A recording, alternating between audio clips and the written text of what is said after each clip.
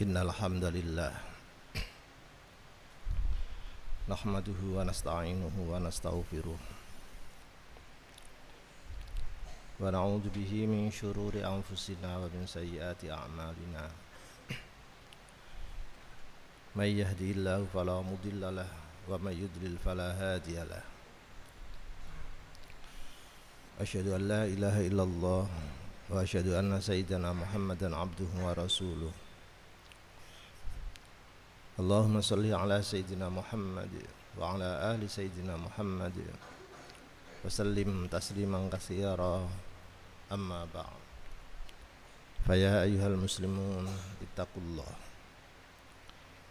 ittaqullaha ta'ala mastata'tum faqad fazal muttaqun. A'udzu billahi minasyaitonir rajim. Wa wassaynal insana biwalidayhi ihsana hamalathu ummuhu kurha wa wada'athu kurha wa hamluhu wa fisaluhu salasuna syahra hatta idza balagha ashuddahu wa balagha 40 sanatan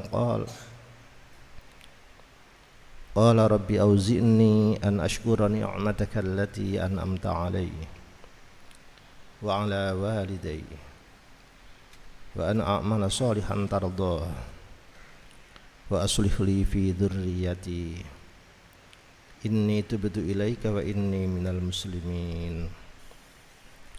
Shadaqallahul azim.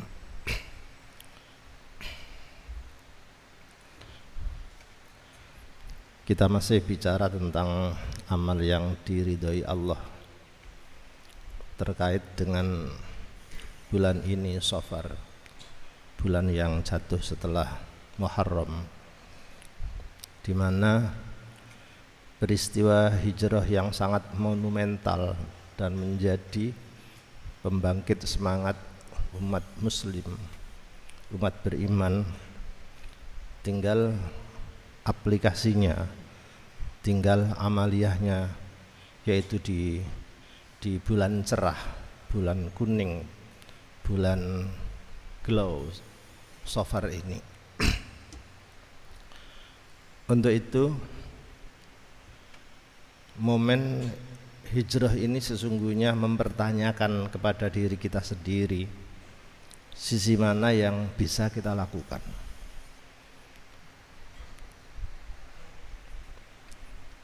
Jangan sampai kita ini memiliki kebiasaan sekedar dzikra, sekedar hura-hura peringatan besar-besar, tetapi tidak satu momen yang bisa kita unduh untuk peningkatan prestasi kita di dalam pengembangan agama, di dalam ketakwaan dan lain-lain. Bisalah satu gambaran bahwa bahasa hajaro, hijrah, yahjuru, beralih ini sesungguhnya adalah sebuah ikhtiar untuk menghadapi tantangan apa yang ada di depan kita, di mana kita aslinya beristirahat, tapi ada satu challenge, ada tantangan, maka kita mestinya tidur, kita tidak jadi tidur. Itulah yang dimiliki oleh pendiri pesantren ini, Hadratus Syekh Kiai Haji Hasyim Asy'ari. Siapapun tahu perjuangan beliau, sehingga sejarah mencatat pesantren ini pernah dibom 2 kali karena sikap beliau yang menjadi semangat, yang menjadi ruh bangsa Indonesia untuk ikhtiar merdeka.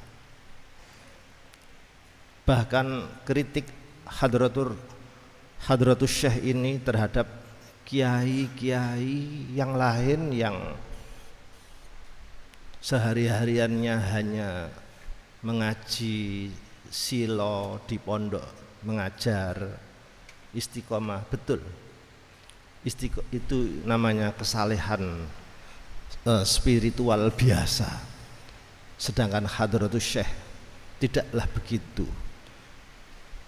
Kesalehan spiritual itu ada tempatnya yang kemudian direfleksikan dalam kesalehan sosial, sehingga ketika beliau melihat beberapa kiai yang dekem di pondoknya sendiri ngaji tanpa keluar untuk berjuang mengangkat senjata, beliau berdoa, Allahumma aikil qulubal ulama, ya Allah bangunkan, gugahlah, bangunkanlah hati para kiai-kiai itu min naumihim, dari tidurnya mereka. Untuk itu maka hadratus syekh benar-benar mempunyai mental juang, mental hijrah yang sangat tepat. Kapan waktunya mengajar, kapan waktunya menulis, kapan waktunya berjihad dengan qalam, dan kapan waktunya berjihad dengan kalam, dan kapan waktunya berjihad dengan senjata dan lain-lain. Untuk itu mari kita ambil sisi mana yang bisa kita ambil dalam perjalanan hijrah itu. Pertama, dari hadratur Rasul Nabiullah Muhammad sallallahu alaihi wasallam. Nabi ini tidak mau atau tidak menerima sedekah, tapi menerima hadiah. Meskipun demikian, pada momen-momen tertentu beliau menolak semuanya. Salah satunya adalah pada momen yang hebat hijrah ini. Sayyiduna Abu Bakar radhiyallahu taala anhu menawarkan kendaraan yang bagus untuk ditunggangi Nabi dalam perjalanan menuju Madinah. Tapi beliau menolak. Ini perjalanan yang sangat monumental dan bersejarah. Maka saya mau berhijrah, tidak sekedar dengan tenaga saya saja, tapi dengan harta saya. Beliau membeli unta yang bagus, Aswa. Tidak serta-merta menerima itu baik. Bahkan hidup itu memberi dan bukan menerima. Artinya pada momen-momen besar kita ini mesti terlibat, harus mencatatkan diri kita dalam momen-momen besar itu apa peran kita ini. Dan itulah yang dicatat oleh sejarah, bahkan dicatat oleh umat Islam, bahkan dicatat oleh Allah Subhanahu wa taala. Daftarkan di situ. Jangan kelewes-kelewes saja. 2. Ada lagi seperti peran Abu Bakar As-Siddiq, menemani, mendukung. Bagaimana gembiranya Abu Bakar As-Siddiq ketika diberitahu, kamu nanti keluar hijrah bareng saya saja, biarlah orang-orang pergi duluan, kamu menemani saya ya. Subhanallah, tidak ada kebahagiaan yang menurut beliau ini hebat melebihi bisikan Nabi diberi kesempatan untuk menemani utusan Allah yang agung ini dalam peristiwa demikian. Maka sesungguhnya orang berperan menjadi nabi memang berat, tapi ada peran kecil di sini, peran musahabah, peran pendukung, peran pertemanan, peran mitra. Betul, tidak bisa menjadi kiai, tapi menjadi mitranya kiai. Betul, tidak bisa menjadi ustadz, tapi menjadi mitranya ustadz. Betul, tidak bisa menjadi gini, iya tapi seterusnya. peran mana yang diambil? Ketiga, ada persiapan-persiapan sebelum itu yang sangat hebat. Sekitar enam pemuda yang tak terlacak namanya dari Madinah, yang selalu konsultasi ke Mekah pada musim-musim haji, dalam pertemuan-pertemuan yang tertutup, yang rahasia sekali. Beberapa sahabat disuruh menjaga jangan sampai ada orang kafir yang bisa melihat pertemuan rahasia itu. Dan sampai sekarang 6 pemuda yang selalu konsultasi dengan Nabi mengatur teknik persiapan hijrah itu tak terlacak. Biasa di dalam perjuangan di balik layar itu ada, pasti ada hal-hal yang bersifat detektif, bersifat pengatur. Sutradara di balik layarnya tidak terdeteksi namanya, tetapi program-programnya berhasil. Kalau bocor maka menjadi buyar. Sampai sekarang pun orang masih berdebat tentang siapa sebetulnya yang naik ke atas di puncak hotel Oranye Surabaya lalu menyobek bendera Belanda itu sopo.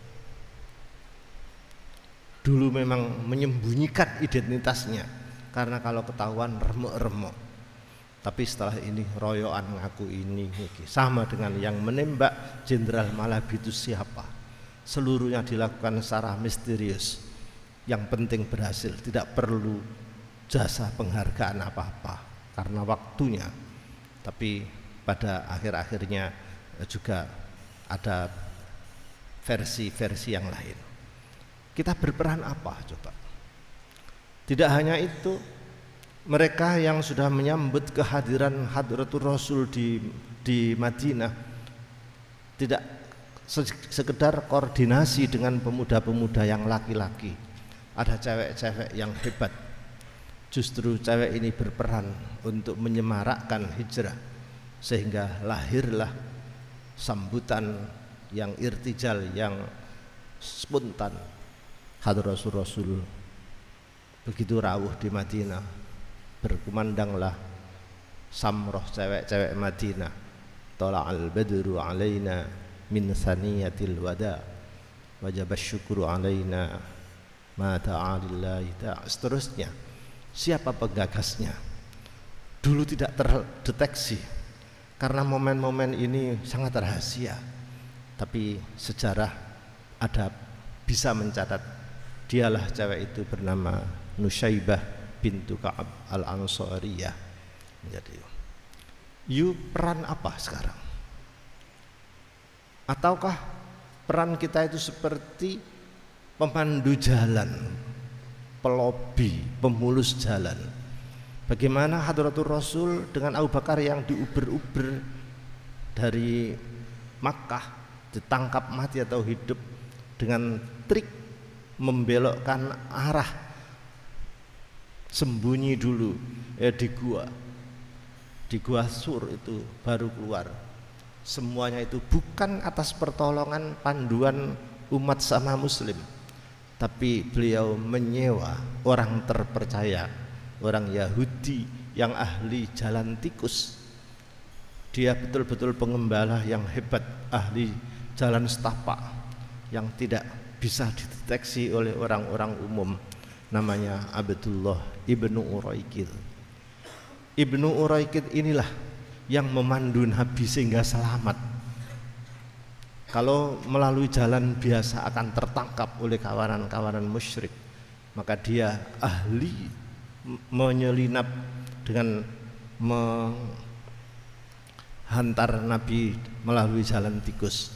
Maka Allah inilah menganugerahkan keselamatan beliau, sehingga tercatat kira-kira 3 kali Nabiullah Muhammad Sallallahu Alaihi Wasallam itu diselamatkan oleh non muslim.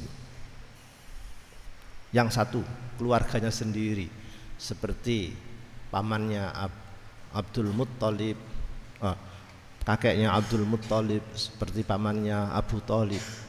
yang kemudian kedua ketika mau dibunuh pada waktu hijrah ke Taif, mau diberki watu seperti itu, diselamatkan oleh Abdullah ibnu Mut'im, dia juga non muslim.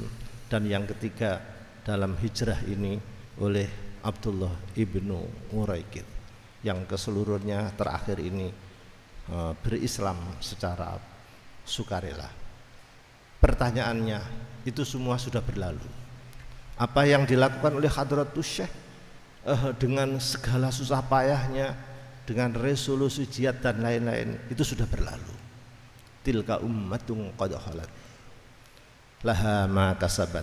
Itulah prestasi beliau akan mendapat reward di hadapan Allah. Persoalannya kini, kita jangan terpaku dalam romantisme historis yang menenggelamkan kita sendiri. Al-Quran mengingatkan, walakum ma kasabtum. Sekarang prestasi kalian apa? Apa prestasi kalian? Apa?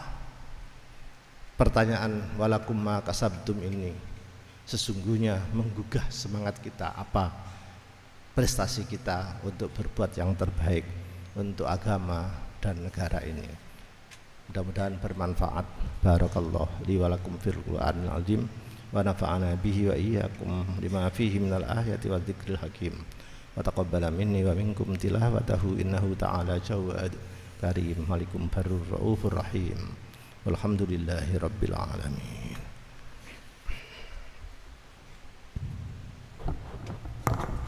Allahumma salli ala sayyidina Muhammadin wa ala ali sayyidina maulana Muhammad.